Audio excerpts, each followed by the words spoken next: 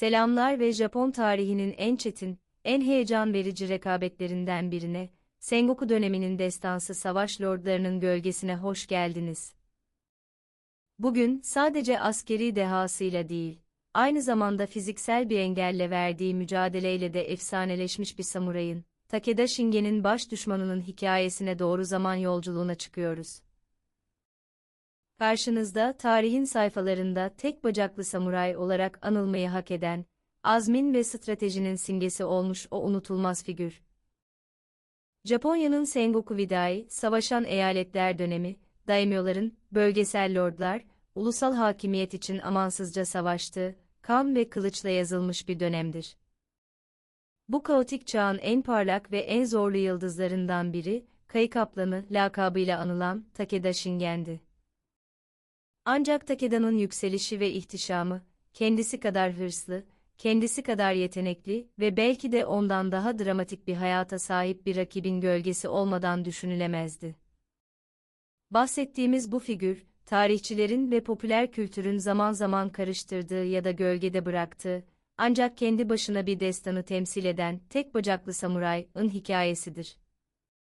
Bu tanımlama, yani tek bacaklı samuray, Japonya'nın feodal tarihinde genellikle, Takeda Shingen'in en büyük ve en onurlu rakibi olan Uesu Kenshin'in savaşlarda bindiği atın topallamasından tutun da, gerçekten de bir savaşta bacağını kaybeden daha az bilinen bir komutana kadar pek çok kişiye yakıştırılmıştır.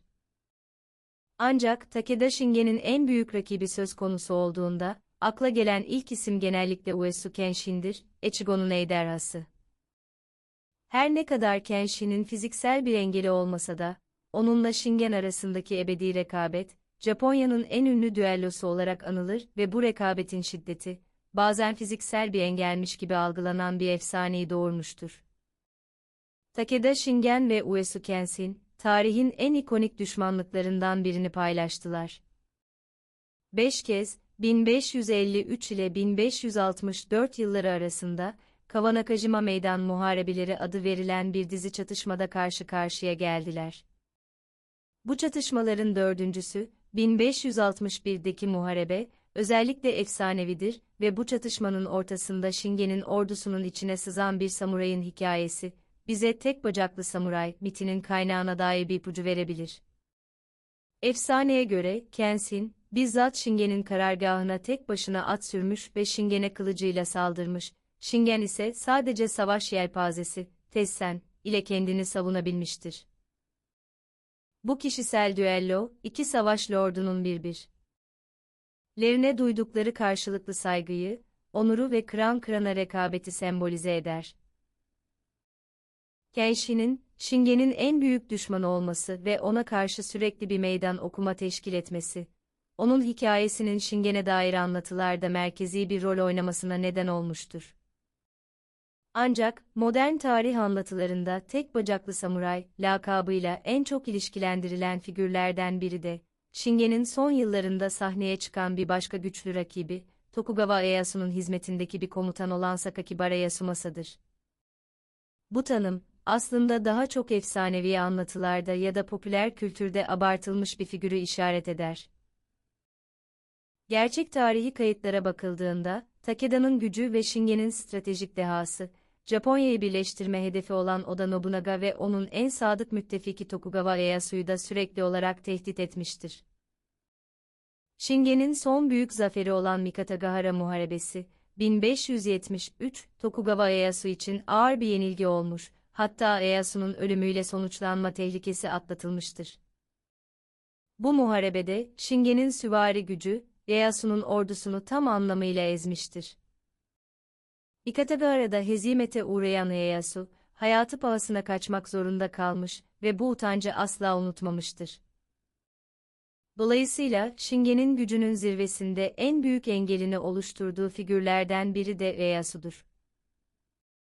Takeda Shingen'in rakibi bağlamında tek bacaklı samuray arayışı, aslında o dönemin ruhunu yansıtan bir metafor olabilir. Shingen'in karşısında duran her savaş lordu, onun yenilmez, ününe karşı fiziksel bir dezavantajla mücadele ediyormuş gibi görünmekteydi. Uesu Kenshin, Shingen'in ahlaki ve stratejik dengeleyicisiydi. Shingen'in maddi gücüne karşın Kenshin'in manevi gücü bir dezavantaj gibi algılanırdı.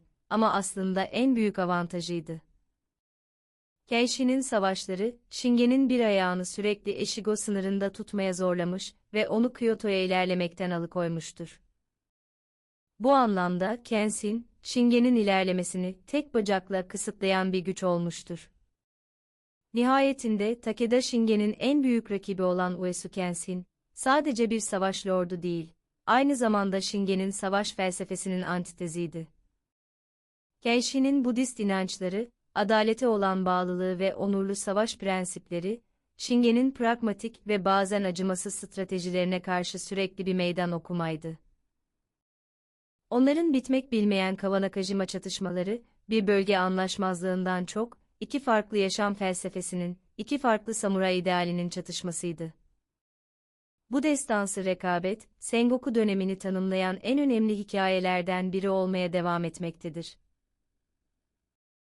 Takeda Shingen'in rakipleri arasında, fiziksel ya da metaforik olarak tek bacaklı samuray olarak anılabilecek bu figürlerin her biri, Shingen'in nihai hedefine ulaşmasını engelleyen birer mihenk taşıydı. Shingen'in 1573'teki beklenmedik ölümü, onun hırslı yolculuğunu aniden sona erdirmiş, ancak onun ve onun onurlu, çetin rakiplerinin hikayeleri, Japon tarihinin en karanlık ve en parlak dönemlerinden birini sonsuza dek aydınlatmaya devam etmiştir. Uesu Kenshin'in Shingen'in ölüm haberini aldığında duyduğu büyük keder, bu iki büyük savaşçı arasındaki derin ve onurlu bağı gösteren en dokunaklı kanıttır.